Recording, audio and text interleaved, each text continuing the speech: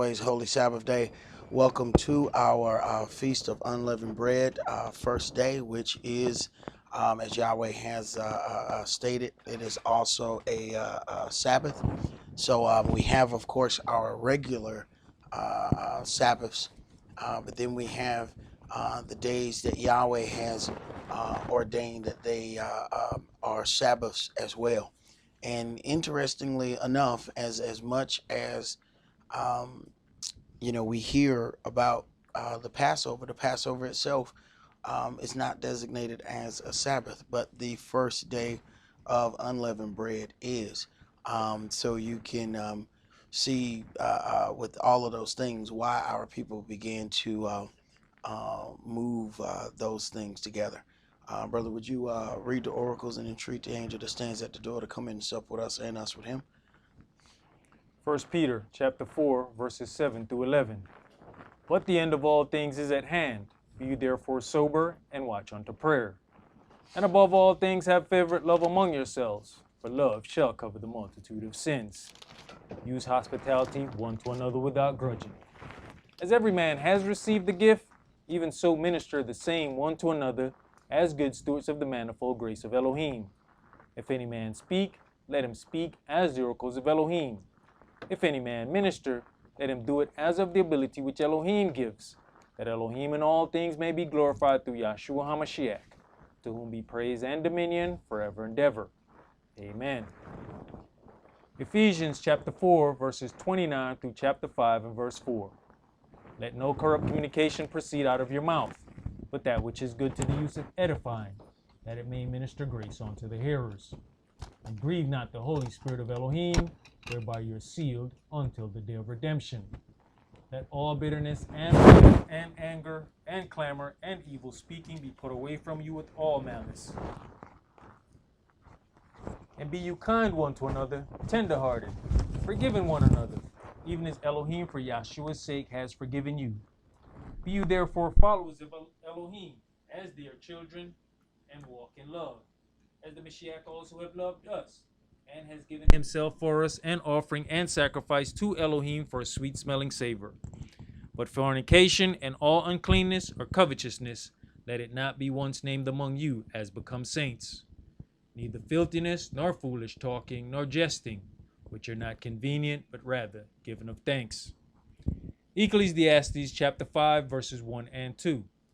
Keep your foot when you go to the house of Elohim, and be more ready to hear than to give the sacrifice of fools, for they consider not that they do evil. Be not rash with your mouth, and let not your heart be hasty to utter anything before Elohim. For Elohim is in heaven, and you up on earth, therefore let your words be few. Exodus chapter 23, verses 20 and 21. Behold, I send an angel before you, to keep you in the way, and to bring you into the place which I have prepared. Beware of him, and obey his voice. Provoke him not, for he will not pardon your transgressions, for my name is in him. Revelations chapter 3, verses 20 through 22. Behold, I stand at the door and knock. If any man hear my voice and open the door, I will come into him and will sup with him, and he with me. To him that overcomes will I grant to sit with me in my throne, even as I have also overcame, and have sat down with my Father in his throne.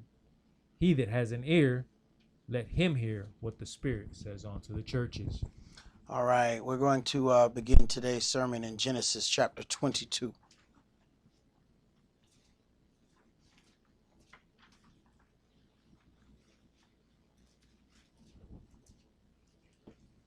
Genesis chapter 22, and we're going to start that at verse 1. We're going to read that from verse 1 through verse 13.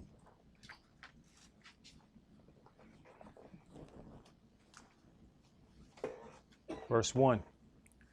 And it came to pass after these things that Elohim did tempt Abraham, and said unto him, Abraham.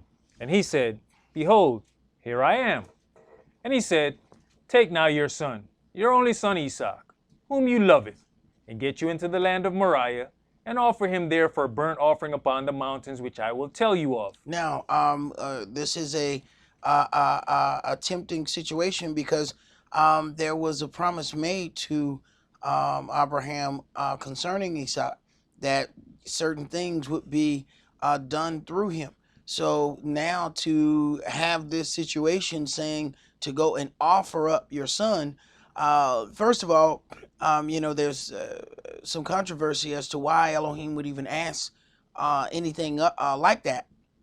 Um, you'd have to go back and look at during these times. It was it was a normal thing for the people to offer up their children unto the gods that they worship. And this is one of the things that made Yahweh extremely angry with the children of Israel. He said that, did I command you to offer or to, to give your kids to the fire? This is not anything that I ordained unto you. But we, following the other nations, we began to mimic the things that we saw from the other people that were surrounding us. So this is not as strange request as it may seem to us during this day and time. What we have a tendency to do is when we read something, we try to put our mindset according to where we are now and not consider the time and the things that were occurring at that particular time that those things were given. Go ahead. Verse 3. And Abraham rose up early in the morning and saddled his ass and took 2 of his young men with him, and Esaac his son, and clave the wood for the burnt offering, and rose up and went on to the place of which Elohim had told him. Okay, first of all, not only Abraham is given these instructions. Now, he doesn't like these instructions, nor does he really understand these instructions, because at this point, it seems like it's contradictory. It seems like that Yahweh is asking him something in contradiction to the promise that was given unto him. But what does he do? Rise up early. When we don't want to do something, we always late. He doesn't want to do this particular thing, yet he rises up early and is on his way. Go ahead. Then on the 3rd day Abraham lifted up his eyes and saw the place afar off. And Abraham said unto his young man. Now you have to consider something. He's got to go to the place. It's one thing to be given an order that you don't want to follow. Something altogether different to be given an order that you don't want to follow. And then as you journey, you're having a longer time to contemplate what it is you don't want to do. So it's not like he gave them, all right, do this in 3 minutes. You ain't got that much time to think about it. He give it to you in several days. Day by day, you're considering this thing that you don't want to do. And us, you give us a little time, we'll negotiate ourselves, out of it. See, we'll find something. We'll see, if Yahweh said this, so clearly he can't want me to do this. See, we've been renegotiated in that little space of time. Go ahead. My brother, even in verse 4, we know the law hasn't been set yet. We already see he's sanctified against the 3rd day. Mm-hmm. And Abraham said unto his young man, Abide you here with the ass, and I and the lad will go yonder and worship and come again to you. He also knows the difference with sanctification. You stay here. These situations that we have to deal with concerning Yahweh are holy things. Me and him going here. Y'all have gone as far as y'all can go with us.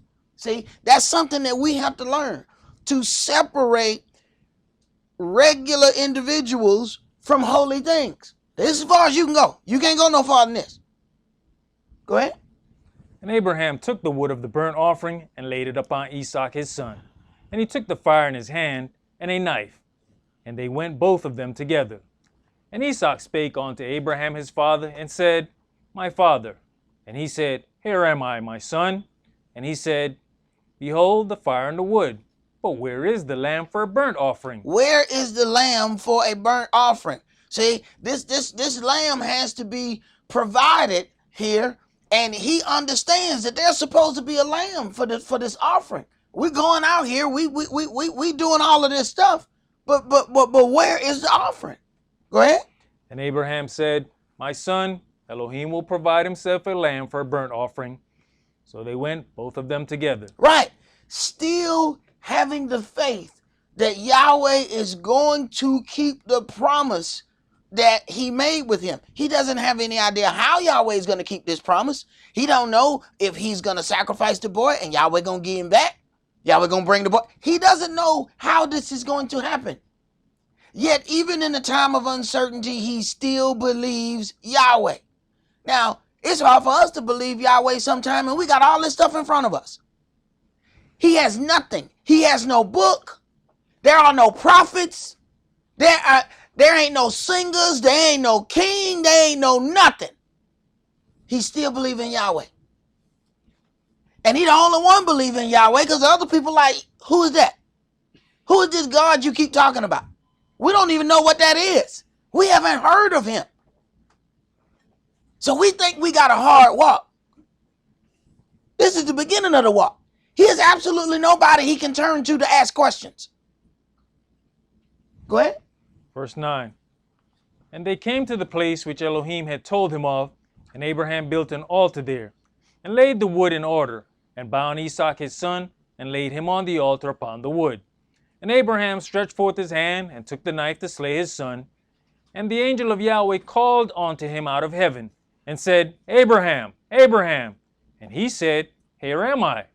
And he said, Lay not your hand upon the lad, neither do you anything unto him. For now I know that you feareth Elohim, seeing you have not withheld your son, your only son, from me. Right.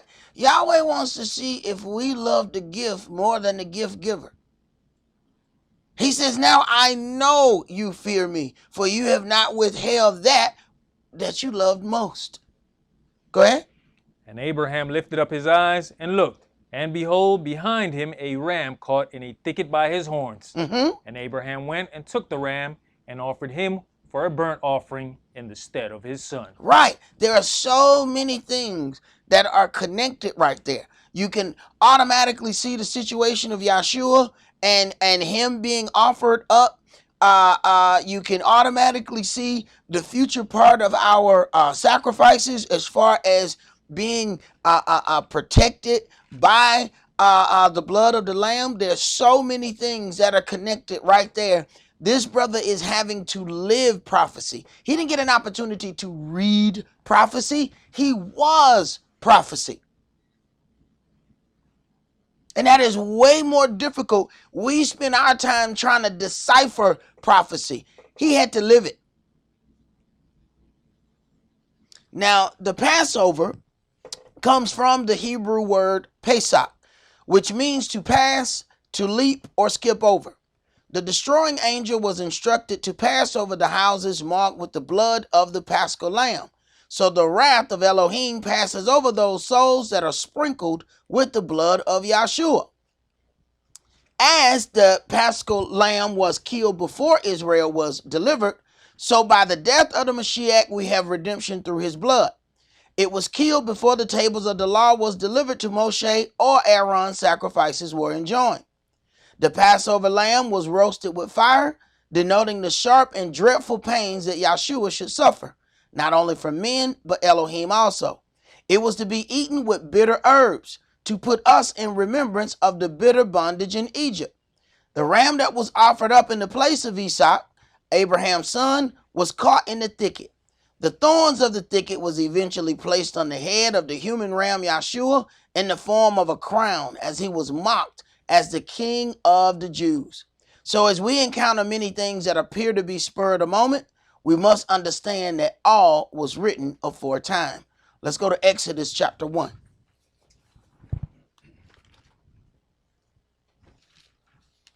We have to consider the possibility that we are having to live out some prophecy as well. If those things were written, then there's some people who are going to be alive when those things are then fulfilled. And we have to wonder, do we ever really consider that? When we read the things concerning Yahshua and Caiaphas, Caiaphas was the high priest. He was a person who was studying the law. Yet he had no idea that he was fulfilling the very prophecy that he was studying. He said it's fitting that one man should die for the entire nation. Not knowing that he's the one who's going to offer up this lamb, the lamb of Elohim. He's so busy thinking about the physical lamb that he's offering up. He doesn't even pay attention that he's truly offering up the son of Elohim. So it wasn't knowledge that gave that. You have to, think back when Yeshua asked, who do men say that I am? Then he asked the question, well, who do you say that I am? And when Cephas was able to answer, he said, flesh and blood did not reveal this unto you. Yahweh revealed this unto you. Because you got the smartest man in the land, the high priest. He didn't understand who Yeshua was. Yahweh reveals himself unto those who he desires to reveal himself unto. This is why some people have fear, honor, and respect for Yahweh, and others do not. Exodus chapter 1, and let's start that at verse 8. Now there arose up a new king over Egypt, which knew not Joseph. And he said unto his people, Behold, the people of the children of Israel are more and mightier than we.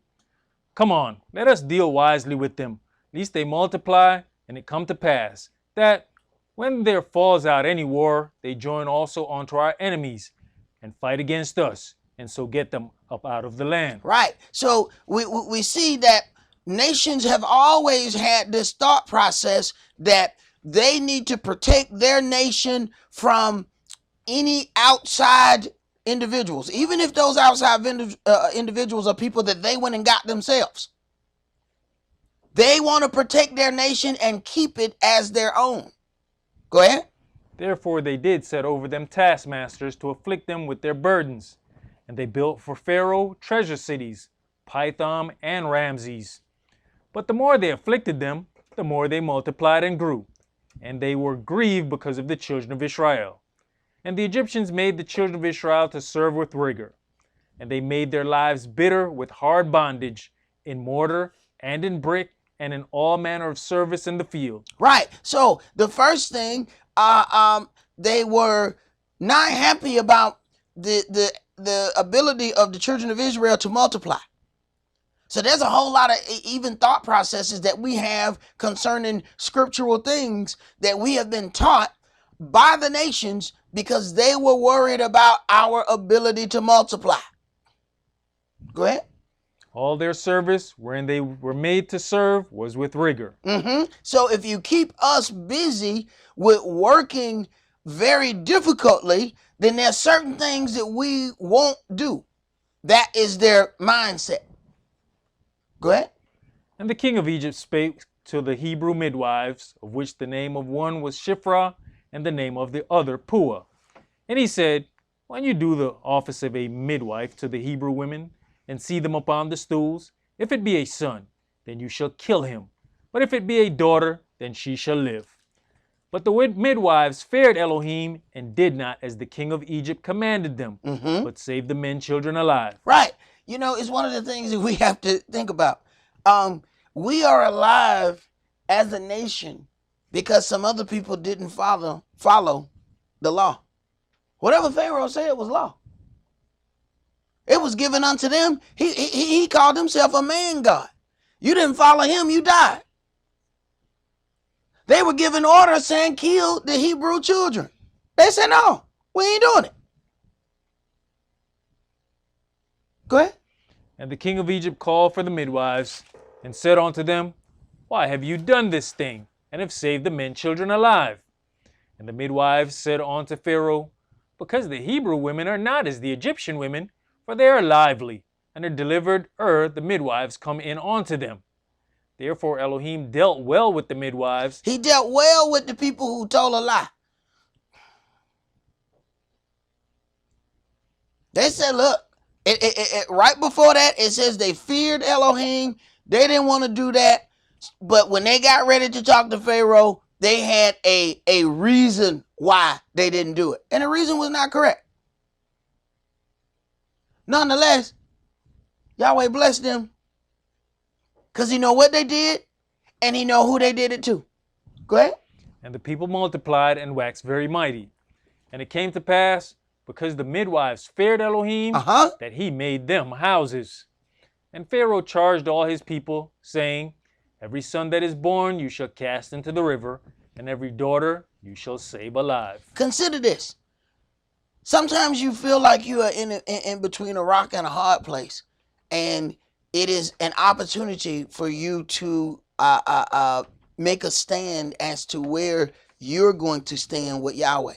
Now, these are foreigners. These midwives, these people, what so have you, but they feared Elohim, and Elohim made them houses. When that didn't work, Pharaoh found another way. Sometimes we feel like we are pushed and this is the only way. No, Pharaoh then charged all his people, saying, every son that is born you shall cast into the river. So he took it out of the midwife's hand. You go find them wherever they born and go kill them. So now those midwives who decided to follow Yahweh, they are completely out of the scenario now. But they had to stand to get out of the scenario. And there's some things that we have to seriously consider when we get down to this. This is something as far as population control that really fits with some of the things that we are facing right at this moment. I want to list some things to you. It is reported that there were 10 million Native Americans in 1492 when Columbus arrived here. It is reported that there are less than 1 million now. What happened to them? The Native Americans are now the smallest ethnic group in America, and they were the first ones here. What happened to them? Population control. The very same things that we have gone through, it is population control. They had their wars with the natives. Even their legal documents called the Native Americans said that they are savages.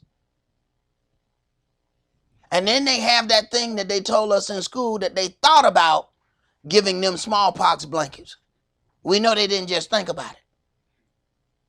That was biological warfare. Now, you bring that around to what's happening at this particular time. The Census Bureau projections show that the U.S. population will be majority minority sometime between 2040 and 2050. What does that mean?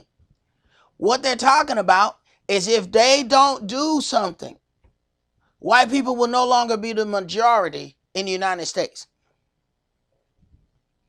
So these so-called pandemics that are going on, now all of a sudden, at first we wasn't hearing that any black people was dying. Now we're hearing that mostly black people are dying. They were purposely withholding that data. And it gets more interesting. And we've done classes before about this so-called thing of where America is going to turn and no longer be majority white. And what's happening, the white supremacist agenda is making all the move to clear that up. So they have tried locking up all the male seed, making everything illegal for us. It was interesting to me, and I don't know, why Yahweh had this happen, but this Gentile started talking to me, and he's telling me about some things that happened at his house. He says, he's got this huge truck with a trailer. His truck and his trailer get stolen. He realizes, long story short, another guy comes and speaks to him and says, I know that your truck and trailer got stolen. Now, he don't even know the guy, or he don't think he know the guy. Come to figure out, the guy know him from a while back. Another Gentile. Gentile stole his truck and trailer. They done had to go down the street, and they found, because he could tell where his credit cards was being used. So he knew within this area is where my stuff is. Found his truck and trailer. There's a whole nother big dually truck. Now, if y'all know what a dually truck is, you know that's a pretty big truck. And another trailer. So it's 2 trailers, 2 trucks stolen in this yard, parked all the way back up in the bushes. He finds his own truck, goes to the house. They let the Gentile get his truck back, but will not arrest the Gentile whose house it was. These are the opportunities that other people get that we don't get. 2 stolen trucks, 2 stolen trailers at the same house. The guy who stole it did not go to jail. We don't get those kind of opportunities. But there's a reason why.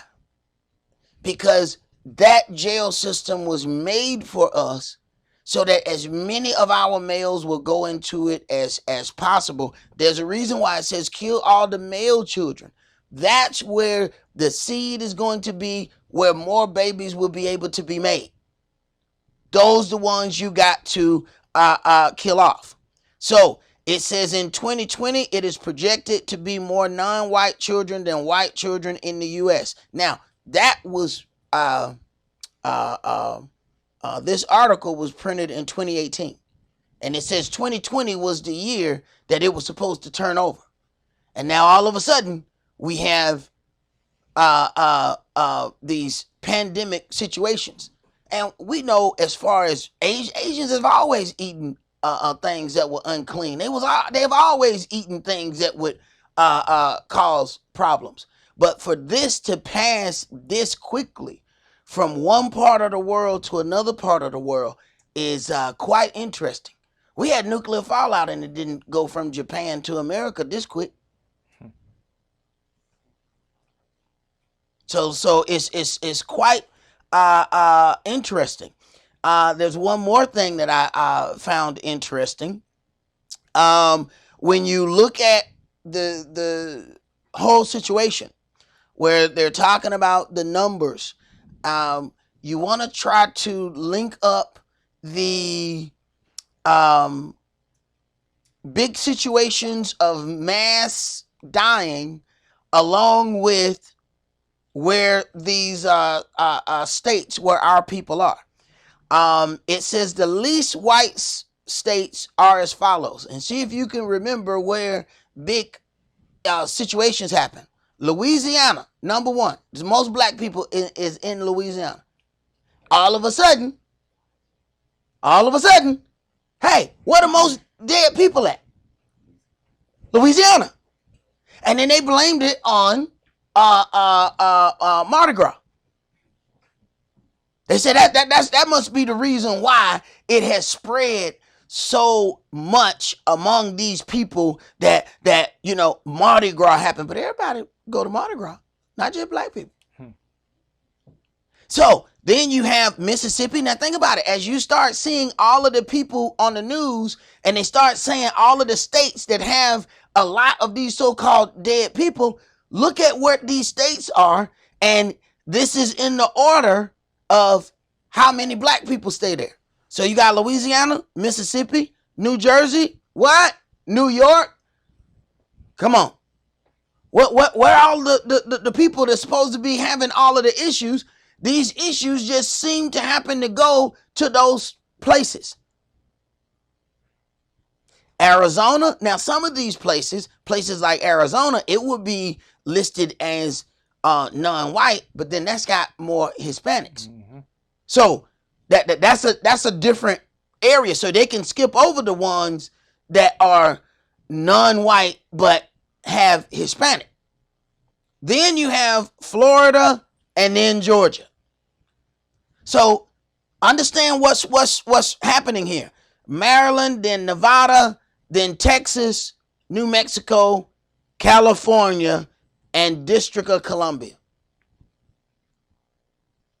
You can go down this list and find out that, wait a minute, there's some strange things that are going on here.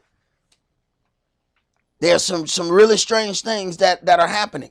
But and this is one thing that I've said before, and I'll say it again. This makes it even more of a reason why we would want our doors marked over with the blood of the Lamb.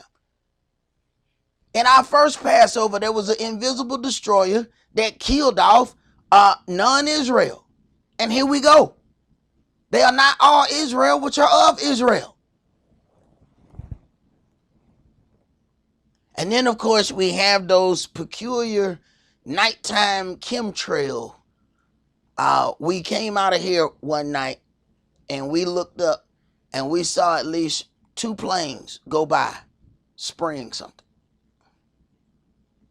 So when we talk about how certain states have all of these things, we have to consider what are these things that are being sprayed. And you can never get any information about these chemtrails.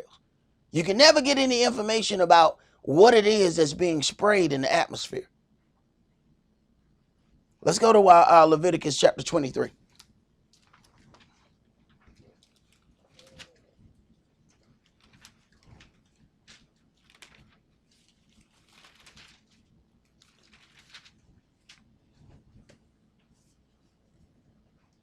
Leviticus chapter 23 and verse 1. And Yahweh spake unto Moshe, saying, Speak unto the children of Israel, and say unto them, concerning the feast of Yahweh, which you shall proclaim to be holy convocations, even these are my feasts. You know, brother, there's things that I think we kind of get used to, so we don't really, process it like that. A lot of times when Brother Eliel pray, he'll say, protect us from the pestilence, the diseases. You have to understand, there are times that Yahweh has caused a pestilence among the children of Israel. And I'm talking 20, 30,000 people die like it ain't nothing. There's times that Yahweh has gotten angry with us and let a plague come among us. So a lot of things we think are just, there's no way that this could possibly be allowed of Yahweh. Yahweh will allow things, especially when it comes down to redeeming his people.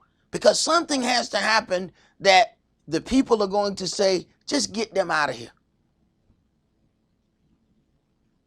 And we know folks will turn on you quick. Go ahead. Verse 3. 6 days shall work be done, but the 7th day is the Sabbath of rest, and holy convocation. You shall do no work therein.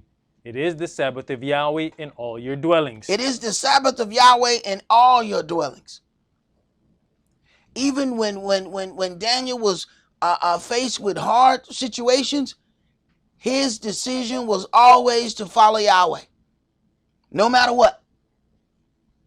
Go ahead.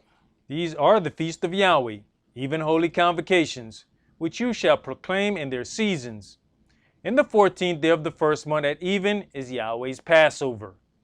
And on the 15th day of the same month is the feast of unleavened bread unto Yah. 7 days you must eat unleavened bread. So 7 days we must eat unleavened bread. Leaven is something that causes bread to rise.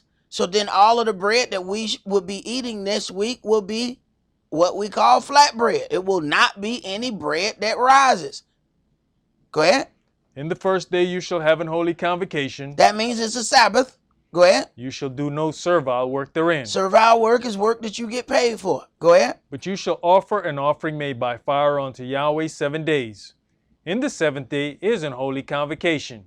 You shall do no servile work therein. Right. But you shall offer an offering made by fire unto Yahweh 7 days. In the 7th day, it is an holy convocation. So it begins with a Sabbath. It ends with a Sabbath. And we know that we don't have to perform the animal sacrifices because we have a perfect sacrifice that was given to us with Yahshua. But then we have to still follow the spirit of those things. Those offerings are made by fire. Why do you think all of these things that we are eating are cooked in the oven?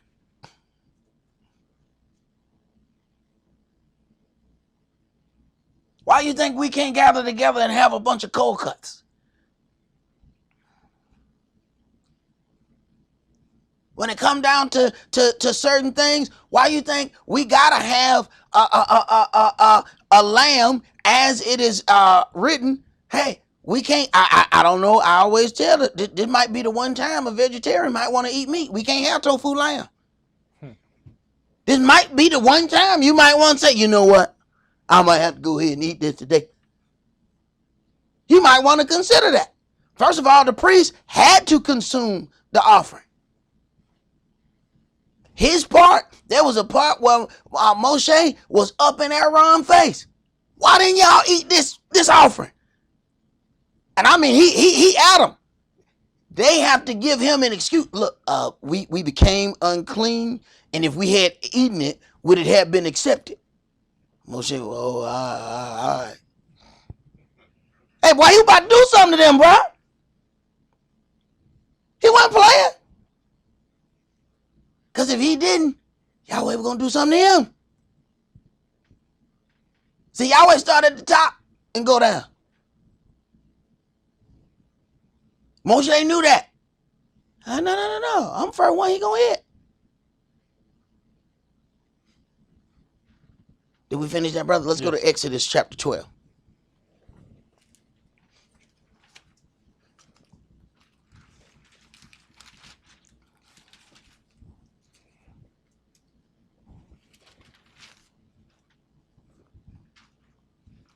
Exodus chapter 12, and let's read verses 15 through 20.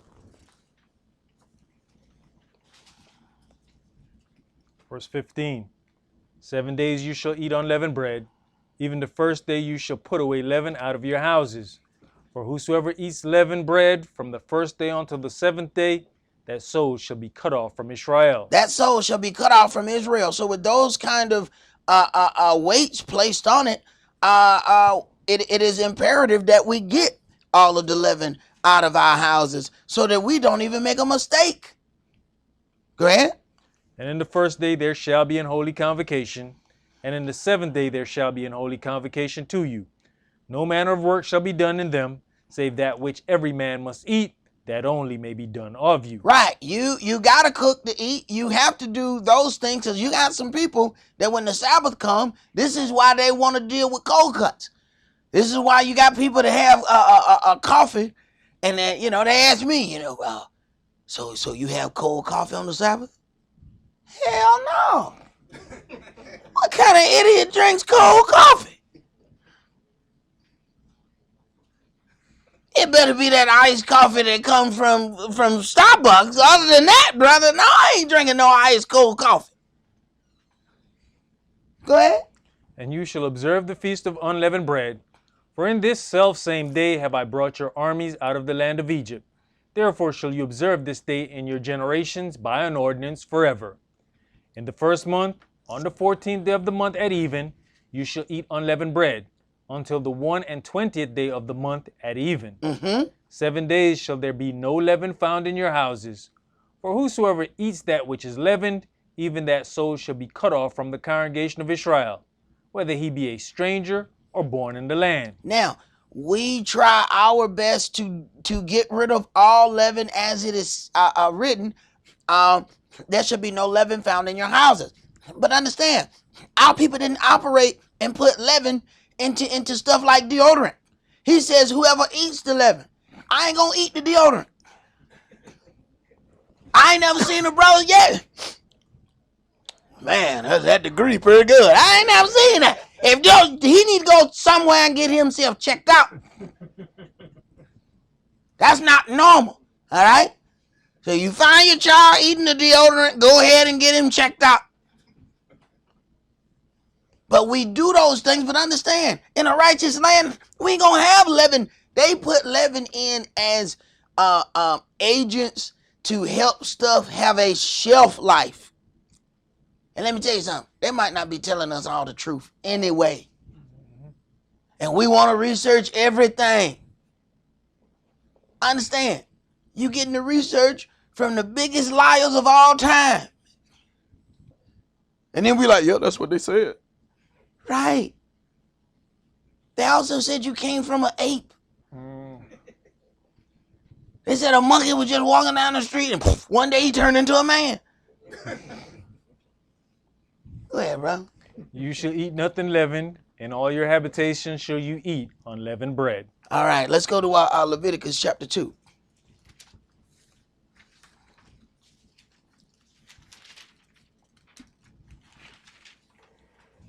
So we focus our main thing on the things that we're going to eat.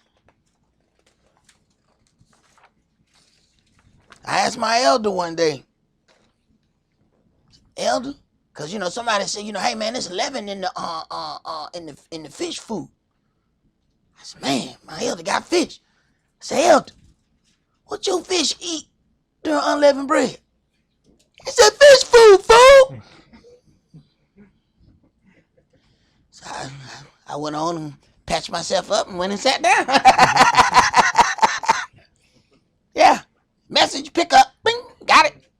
Read, brother. And when any will offer a meat offering unto Yahweh, his offering shall be of fine flour, and he shall pour oil upon it, and put frankincense thereon. And he shall bring it to Aaron's sons the priests, and he shall take thereout his handful of the flour thereof, and of the oil thereof, with all the frankincense thereof, and the priest shall burn the memorial of it upon the altar, to be an offering made by fire, of a sweet savor unto Yah. Mm-hmm. And the remnant of the meat offering shall be Aaron's and his sons. It is a thing most holy of the offerings of Yahweh made by fire. I tell people, this is how I know, Yahweh chose Israel. He have a barbecue for everything. If this ain't us, I don't know who it is. If we do bad, we have a barbecue. We do good, we have a barbecue. You gotta love it. He put bread. He cooked, man, we do everything, bruh. This is us. And once you fire up a grill, people come, you find your neighbors, they just come, hey, what's happening? What y'all doing? You know what we doing. But what the book say, if you get a lamb, if it's too much for you, then share it with your neighbor. Okay? That was given unto us. That's normal stuff. One of us crank up the grill, the other one come from next door. All right, next time I crank it up, you come over here. Go ahead. Verse 4. And if you bring an oblation of a meat offering baken in the oven, it shall be unleavened cakes of fine flour mingled with oil, or unleavened wafers anointed with oil. And if your oblation be a meat offering baken in a pan, it shall be of fine flour unleavened mingled with oil. You shall part it in pieces, and pour oil thereon. It is a meat offering. And if your oblation be a meat offering baken in the frying pan, it shall be made of fine flour with oil. And you shall bring the meat offering that is made of these things unto Yahweh. And when it is presented unto the priest, he shall bring it onto the altar. Right. Meat means food, not flesh. A meat offering is a food offering. Go ahead. And the priest shall take from the meat offering a memorial thereof, and shall burn it upon the altar. It is an offering made by fire, of sweet savor unto Yahweh. And that which is left of the meat offering shall be Aaron's and his sons. It is a thing most holy of the offerings of Yahweh made by fire. Mm-hmm. No meat offering which you shall bring unto Yahweh shall be made with leaven. No meat offering which you shall bring unto Yahweh shall be made with leaven. Leaven represents sin. Leaven causes something to rise or be puffed up. When we rise or we become puffed up against Yahweh, we then decide that we're not going to follow the things that he has given unto us. When something is flat, it bows down. It concedes. Then flat or unleavened is then being represented as being without sin. Go ahead. For you shall burn no leaven, nor any honey in any offering of Yahweh's made by fire. As for the oblation of the first fruits, you shall offer them unto Yahweh, but they shall be not burnt on the altar for a sweet savor. And every oblation of your meat offering shall you season with salt. Tell me this ain't black people. We go somewhere and they cook without salt.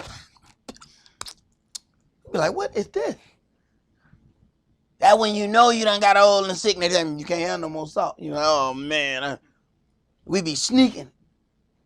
You get your old uncle, he got, look at man, when your auntie go around that corner, I want you to bring me that salt. Hey man, I can't look, uncle, I ain't got nothing to do with it. They're between you and auntie. I ain't got nothing to do with it. Look at boy, he go with 20. All right, I'll bring it behind it. Go ahead. Neither shall you suffer the salt of the covenant of your Elohim to be lacking from your meat offering. With all your offerings you shall offer salt. Right. So Yahweh said the same thing to your uncle. Don't bring me no offering ain't got no salt on it. I don't want that. Taste like cardboard. Go ahead. And if you offer a meat offering of your first fruits unto Yahweh, you shall offer for the meat offering of your first fruits green ears of corn dried by the fire, even corn beaten out of full ears. Mm-hmm. And you shall put oil upon it, and lay frankincense thereon. It is a meat offering. And the priest shall burn the memorial of it, part of the beaten corn thereof, and part of the oil thereof, with all the frankincense thereof. It is an offering made by fire unto Yahweh. You know, you have these things that are like, you know, really strange, and sometimes we desire things that doesn't seem like it makes sense. But there are certain parts that are burned that are supposed to burn all the way up, and then other things are given unto the priest for them to burn and then eat. So there's certain things that are like completely burnt. You know how you get to the point where, you know, you making it like it's talking about dried ears of corn. Y'all know the part where we pop popcorn and then you get them burnt ones. Everybody like, oh, I don't want them. No, let me get them. And you always got somebody to be like, let me get them burnt pieces of corn. Right. Those Yahweh's part. There's certain parts that burn those all the way up. And it's strange to us why we would still want it. I tried one. I can't believe y'all. Let me get a couple more of them burnt ones. Let's go to 1 Corinthians chapter 5.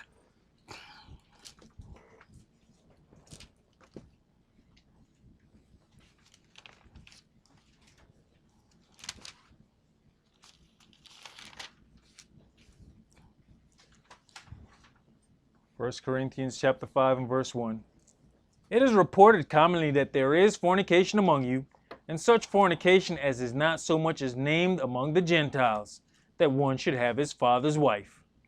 And you are puffed up. You are puffed up. What?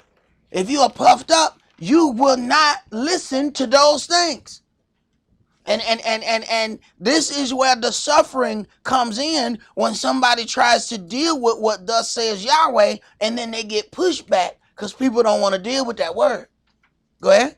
And you're puffed up and have not rather mourned, that he that has done this deed might be taken away from among you. Right. You are puffed up and not rather mourned. Hey, we can go back to find the situation that happened with the tribe of Benjamin, where they had done some things to a brother's concubine, and all they had to do was deliver the men who had done it. Benjamin said, no, we're not going to deliver them. And a whole war broke out between the rest of the tribes and Benjamin because they wanted to protect the rapists.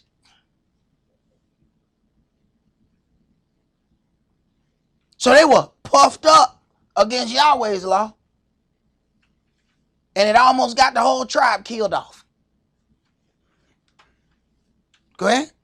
For I verily, as absent in body, but present in spirit, have judged already, as though I were present, concerning him that has so done this deed. In the name of our Adonai Yahshua HaMashiach, when you're gathered together, and my spirit, with the power of our Adonai Yahshua HaMashiach, to deliver such an one unto Satan for the destruction of the flesh. Right. If you deliver such a one unto Satan for the destruction of the flesh, that means you got to put him out of church then. Go ahead. That the spirit may be saved in the day of the Adonai Yahshua. Right. And once they get out that door and Satan beat up on them for a little bit, maybe they'll humble themselves and come back and leave that mess alone. Go ahead. Your glorying is not good.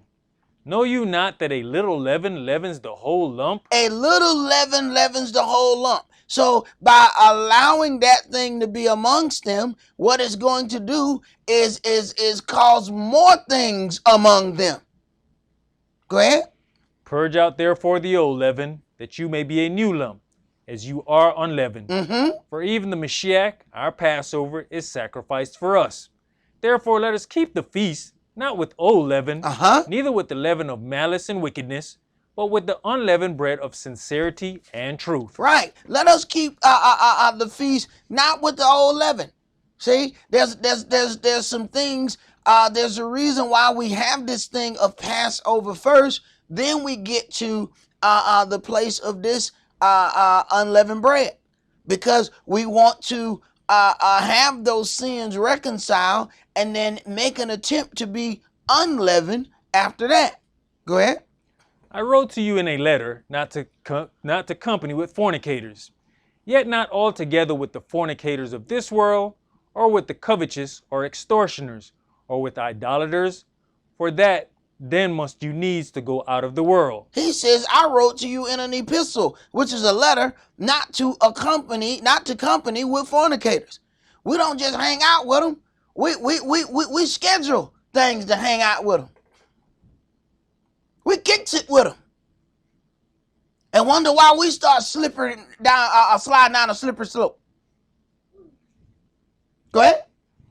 But now I have written unto you not to keep company, if any man that is called a brother be a fornicator, or covetous, or an idolater, or a railer, or a drunkard, or an extortioner. With such an one, no not to eat. For what have I to do to judge them also that are without? Do not you judge them that are within? But them that are without Elohim judgeth. Therefore put away from among yourselves that wicked person. Look at what he told them. Verse 12. For what have I to do to judge them that are without? Do not you judge them that are within? That's your job. He says, but them that are without, Elohim judges. That's why he said, put that wicked person out from among you. Let Elohim judge them when they get out there. But as long as they in amongst you, that's your job. You got a house, some stuff going on wrong in it, that's your job. You calling Yahweh to take care of your bill. Oh, Yahweh. Oh, God. Please take care of this stuff in my kitchen. You go in your kitchen and take care of it. Let's go to Ephesians chapter 4.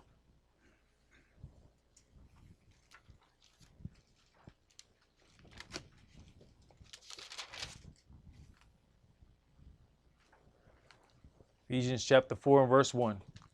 I therefore, the prisoner of the Adonai, beseech you that you walk worthy of the vocation wherewith you are called, with all lowliness and meekness, with long suffering, forbearing one another in love, endeavoring to keep the unity of the Spirit in the bond of peace. But we can't have unity in two different doctrines.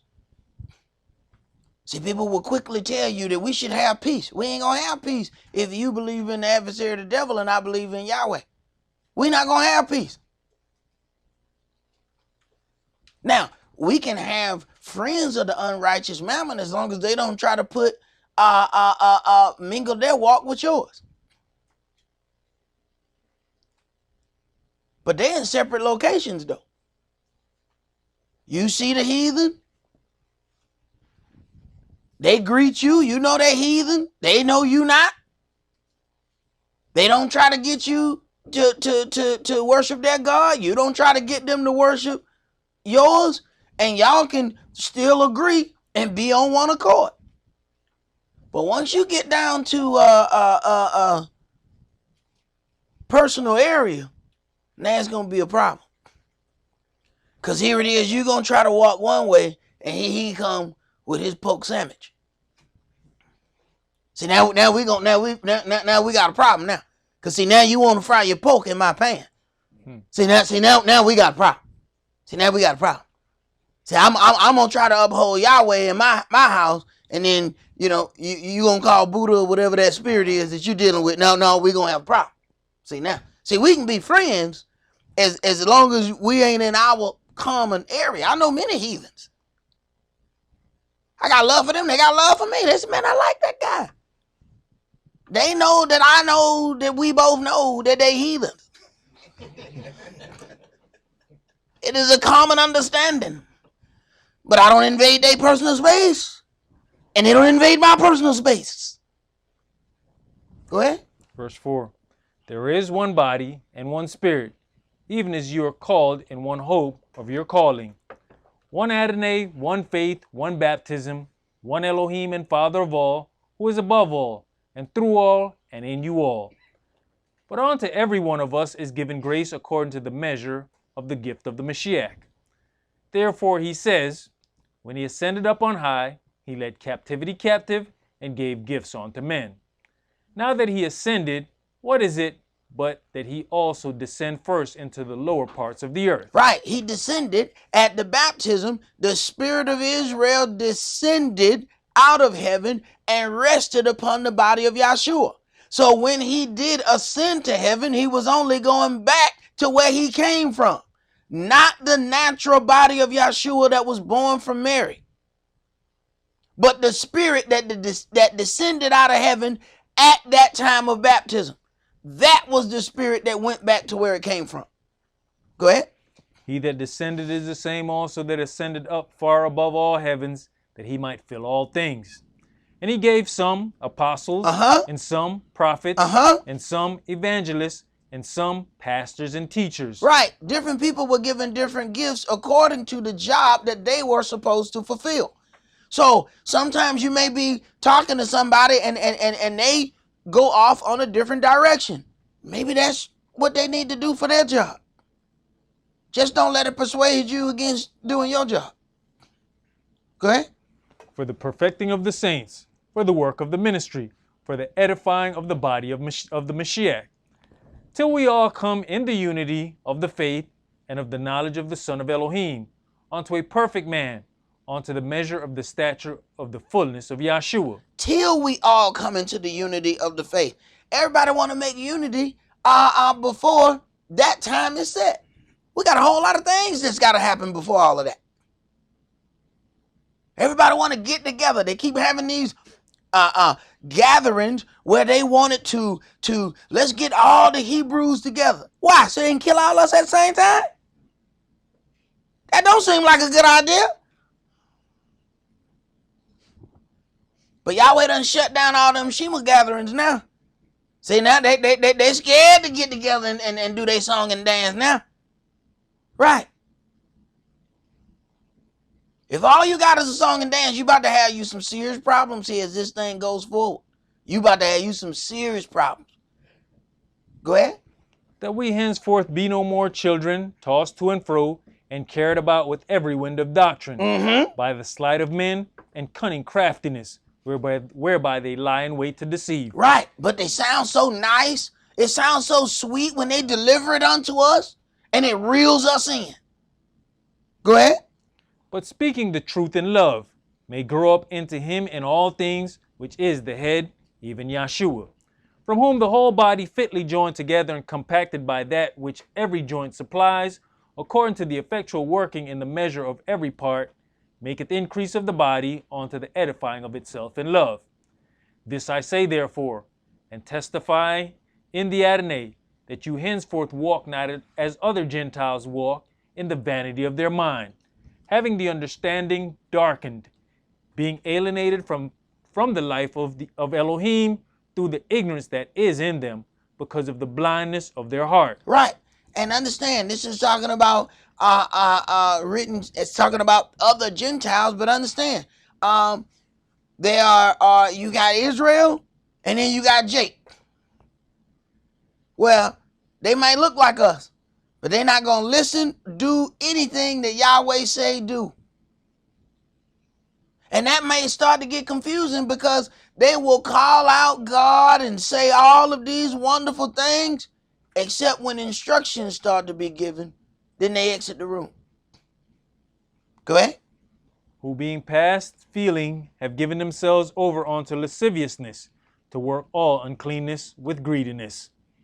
But you have not so learned the Mashiach, if so be that you have heard him and have been taught by him, as the truth is in Yahshua, that you put off concerning the former conversation the old man, which is corrupt according to deceitful lust. Right.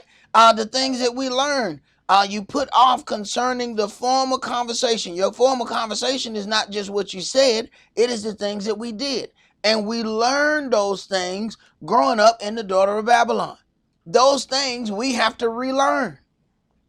Go ahead. And be renewed in the spirit of your mind, and that you put on the new man, which after Elohim is created in righteousness and true holiness. Right. If you're going to deal with the new man and be renewed in the spirit of your mind, then you are going to allow Yahweh to reshape how you process things. You cannot continue to process things the same way you did before you was ever in the Word. And that is what causes us some of our issues. We still think the same way. We see something, we still think the same thing. I remember before, every time I lost something or I misplaced something, it would automatically come out my mouth. Somebody done stole my such and such. It was automatically in my thought process that somebody done stole my stuff. But at some point, I had to realize, man, I be losing stuff. And I got to stop blaming everybody for stealing my stuff. Especially when I find that stuff later on that day. Whoever stole it, damn, they brought it back. Right. Read, man. Verse 25. Wherefore, putting away lying, speak every man truth with his neighbor, for we are members one of another. Be you angry and sin not.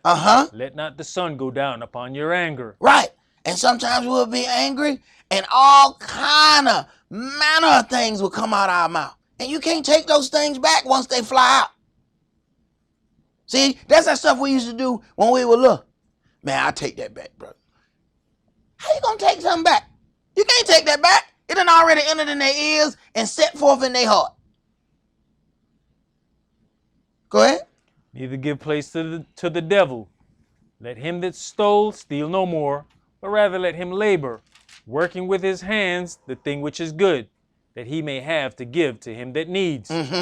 Let no corrupt communication proceed out of your mouth, but that which is good to the use of edifying, that it may minister grace unto the hearers. If you're going to let no corrupt communication proceed out of your mouth, then you're not going to speak against Yahweh's word. And understand, corrupt communication could come in a manner of ways. We could turn around and spoil somebody's faith by some things that we say. And that could be listed as then corrupt communication. Now those people don't want to follow the word because some stuff that you said. Go ahead. And grieve not the Holy Spirit of Elohim, whereby you're sealed until the day of redemption. If the Holy Spirit is trying to lead Israel in one direction and you try to lead Israel in another direction, you have then grieved the Holy Spirit. Go ahead. Let all bitterness and wrath and anger and clamor and evil speaking be put away from you with all malice. And be you kind one to another, tender-hearted, forgiving one another, even as Elohim for Yahshua's sake has forgiven you. All right, let's go to our Hebrews chapter 11.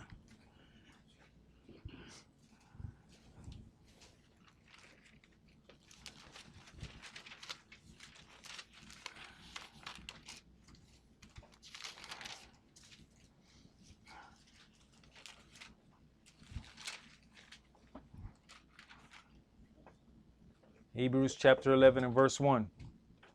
Now faith is the substance of things hoped for, the evidence of things not seen.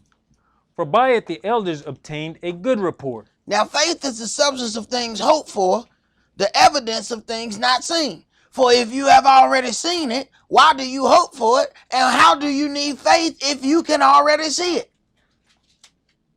Go ahead.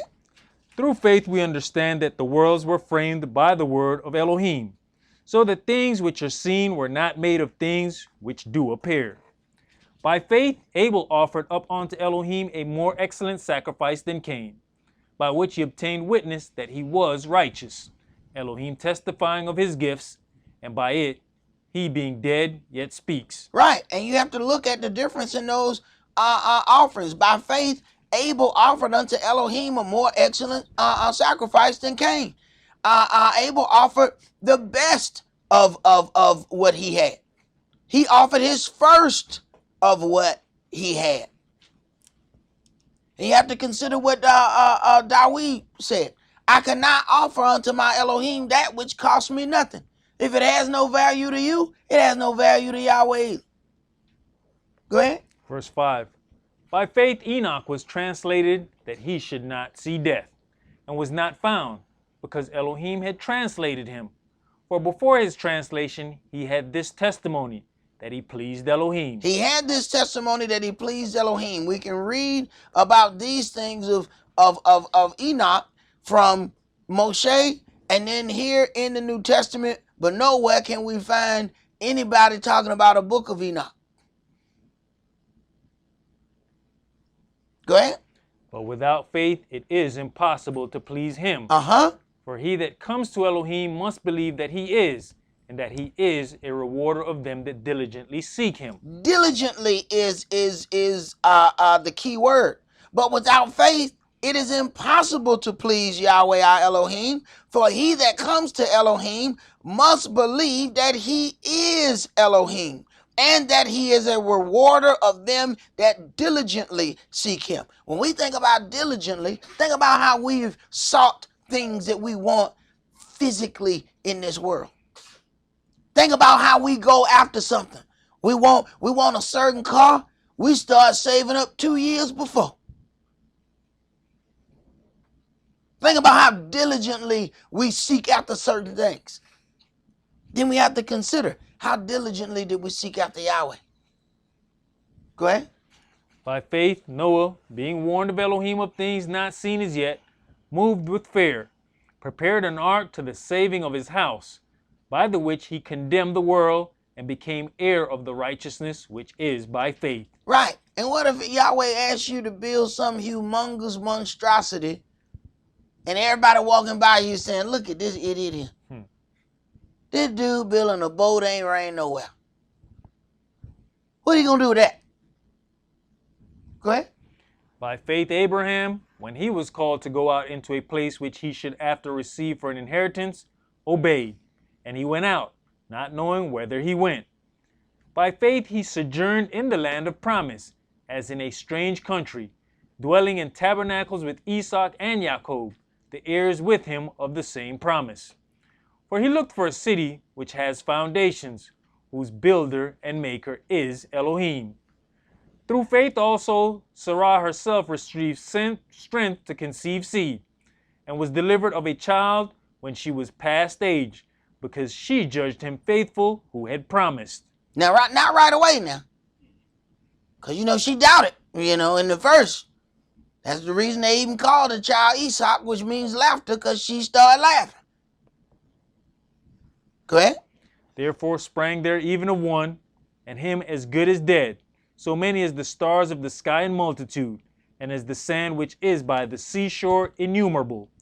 These all died in faith, not having received the promises, but having seen them afar off, and were persuaded of them, and embraced them, and confessed that they were strangers and pilgrims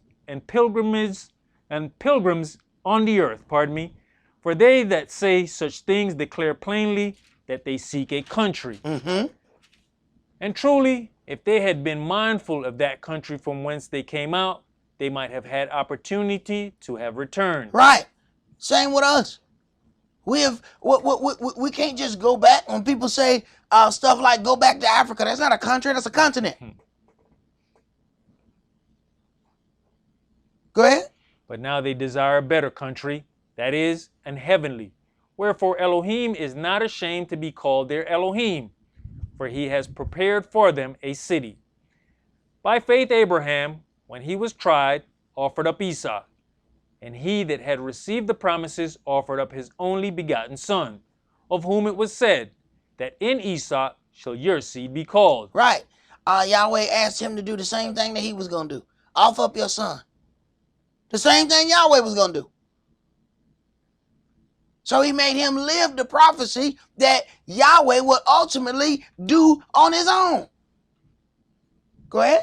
accounting that Elohim was able to raise him up, even from the dead, Uh-huh. from whence also he received him in a figure. Right. So him believing in Yahweh, he believed that even if I kill this boy, Yahweh can raise him from the dead. That was faith and belief. Not in something that he already seen. Go ahead. By faith Esaac blessed Jacob and Esau concerning things to come. By faith Jacob, when he was a-dying, blessed both the sons of Joseph, and worshipped, leaning upon the top of his staff. By faith Joseph, when he died, made mention of the departing of the children of Israel, and gave commandment concerning his bones. By faith Moshe, when he was born, was hid 3 months of his parents, because they saw he was a proper child. Right. Because it was said, all of them were supposed to be killed. Kill all the men, children. Go ahead. And they were not afraid of the king's commandment. By faith Moshe, when he was come to years, refused to be called the son of Pharaoh's daughter, choosing rather to suffer affliction with the people of Elohim than to enjoy the pleasures of sin for a season. You have to consider, he then, being filled with zeal, end up killing one of those Egyptians for doing a Hebrew wrong. So when Yahweh then tell him to go and return to go to Egypt, man, he a fugitive there. He can go to jail and get killed just by going back to Egypt.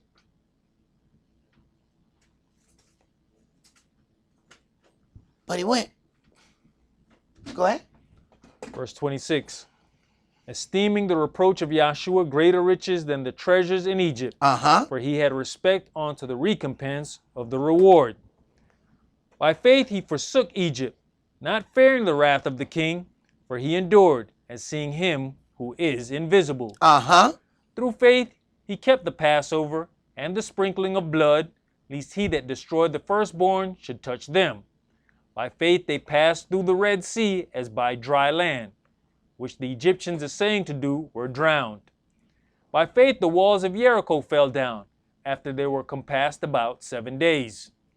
By faith the harlot Rahab perished not, when them that believed not. Verse 31, by faith the harlot Rahab perished not with them that believed not, when she had received the spies with peace. Right, by doing good unto Israel, good was done unto her. And the harlot, which is not a respectable woman, yet she was spared and everybody else was destroyed. Go ahead. And what shall I more say?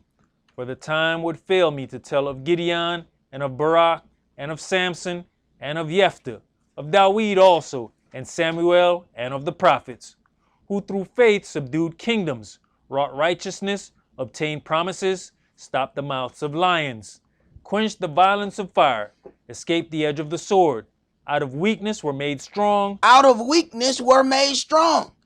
Do we allow ourselves to get to the weakness of where Elohim can come in and make us strong? Or do we always count on our own strength? Go ahead. Wax valiant in fight, turn to flight the armies of the aliens. Women received their dead raised to life again, and others were tortured, not accepting deliverance, that they might obtain a better resurrection. And others had trial of cruel mockings and scourgings, yea, moreover of bonds and imprisonment. They were stoned, they were sawn asunder, were tempted, were slain with the sword. They wandered about in sheepskins and goatskins, being destitute, afflicted, tormented, of whom the world was not worthy. They wandered in deserts and in mountains and in dens and caves of the earth. Right, and we don't see the blessing that we haven't had to live like that. We haven't had to go through things along these lines. But sooner or later, we're going to have to pay our part too. Go ahead. And these all, having obtained a good report through faith, received not the promise. Elohim having provided some better thing for us, that they without us should not be made perfect. All right, let's go to Hebrews chapter 3, and let us hear the conclusion of this matter. Hebrews 3 and verse 1 through 4 and verse 16.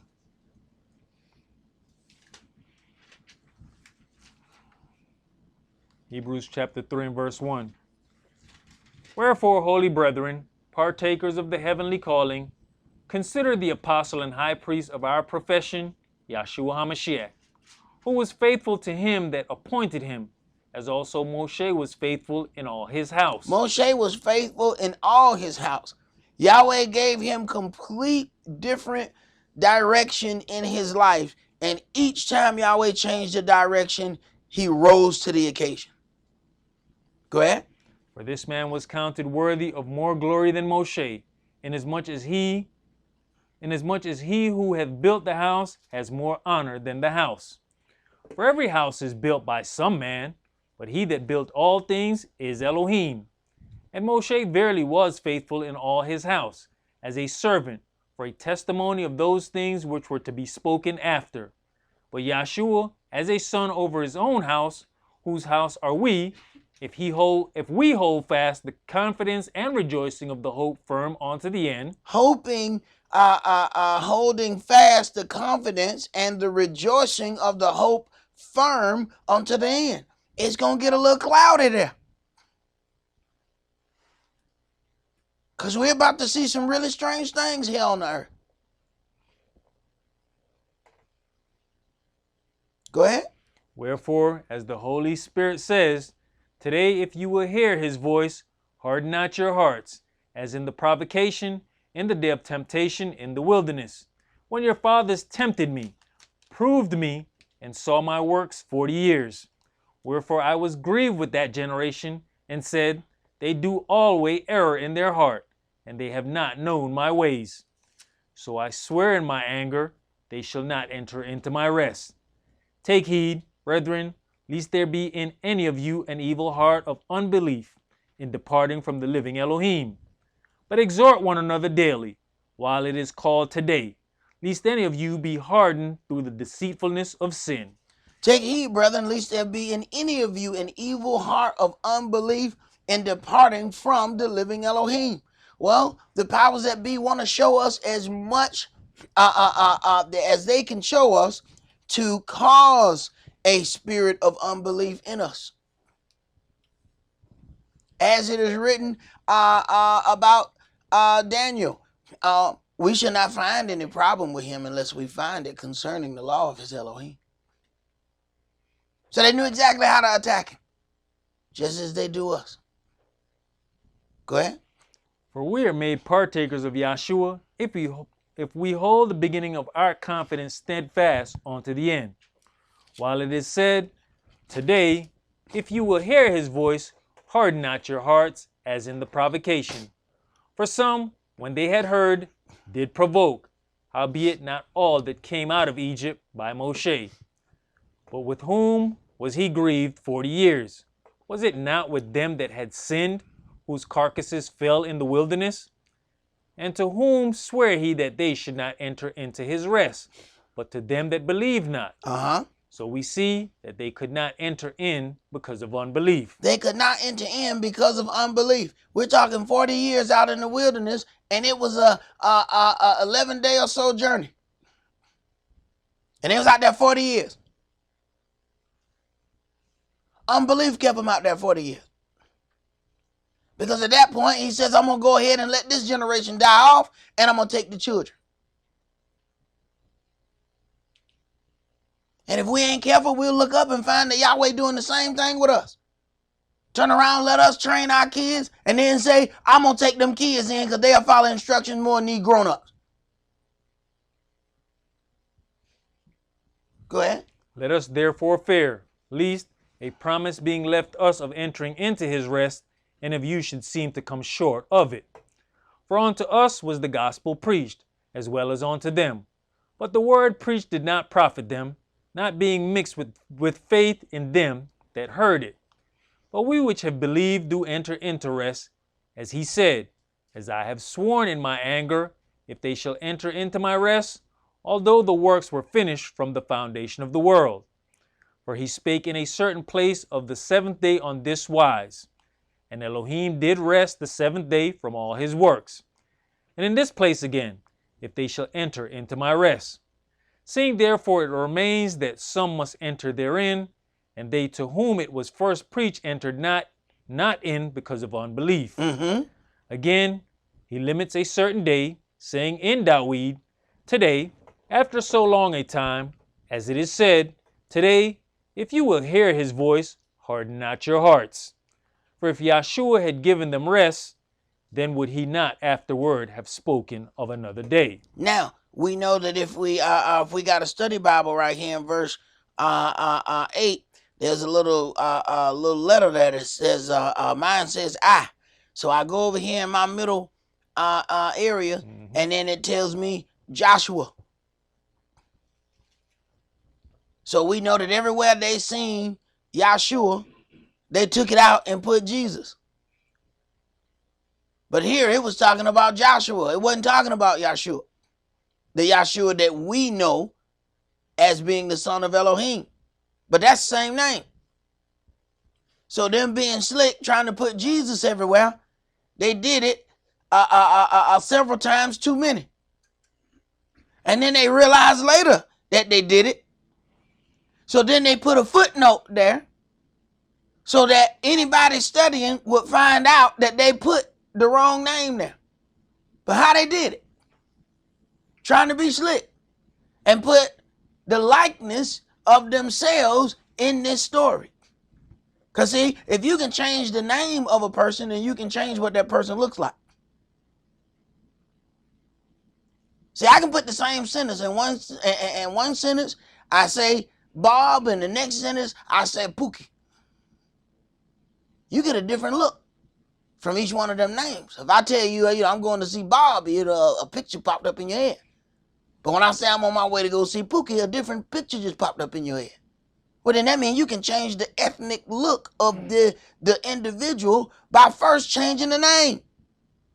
Then you can input whatever ethnic person you want as far as the likeness once you change the name. If they had made that name now Muhammad, we'd be looking for a Muslim. Go ahead. There remaineth therefore a rest to the people of Elohim. For he that is entered into his rest, he also has ceased from his own works, as Elohim did from his. Let us labor therefore to enter into that rest, lest any man fall after the same example of unbelief. We have to labor therefore to enter into his rest. What is this rest? There's a sabbatical kingdom. Peace on earth. But a whole lot of hell have to happen before that comes to pass. And we got to labor for that. Go ahead. For the word of Elohim is quick and powerful and sharper than any two-edged sword, piercing even to the dividing asunder of soul and spirit, and of joints and marrow, and a discerner, of the thoughts and intents of the heart. And for the word of Elohim. This is what the subject is. And then you jump down at the bottom of that verse. The word of Elohim is a discerner of thoughts and intents of the heart. So there's one thing about what we do. There's something else about our intentions as to why we did it. Go ahead. Neither is there any creature that is not manifest in his sight, but all things are naked and opened on to the eyes of him with whom we have to do. Seeing then that we have a great high priest that is passed into the heavens, Yahshua the son of Elohim, let us hold fast our profession. For we have not an high priest which cannot be touched with the feeling of our infirmities, but was in all points tempted like as we are, yet without sin. Right. Our Elohim was tempted just like we get tempted. Go ahead. Let us therefore come boldly onto the throne of grace, that we may obtain mercy and find grace to help in time of need. Let us therefore come boldly unto the throne of grace, that we may obtain mercy and find grace to help in a time of need. And we are definitely about to enter into a time of need where the children of Israel are definitely going to need some help from Yahweh our Elohim. Because the heathens are just now getting started. Anytime you see all over the world that people are starting to agree and do the same things. These same people who were just fighting each other. Now all of a sudden they all agree. You have to always look at something like that strange. The nations were just warring with each other. They all the time going at each other. But now all of a sudden they agree. Everybody doing the same thing in their country. It's almost like they all got a certain number that they need to offer up. Consider that. But as it is written, if we follow Yahweh our Elohim, you may see the destruction only with your eyes, but it shall not come near you. Remember those things as we go about this week to keep ourselves unleavened. There's the unleavened of the eating of bread. And then there's the spiritual part about us being unleavened, to try our best to stay away from sin and anything that causes a spirit of unbelief in us. That's all that we're going to do for tonight. Remember the Sabbath to keep it holy. And remember, we are still sanctifying ourselves against the third day so that we may make our appearance tomorrow, and that we will all be at our best, cleanest, and at our highest spiritual point as we make our appearance before Yahweh our Elohim and offer up prayers for us and for our families. That's all that we're going to do for tonight. Remember the Sabbath to keep it holy. Shabbat shalom. Shabbat shalom.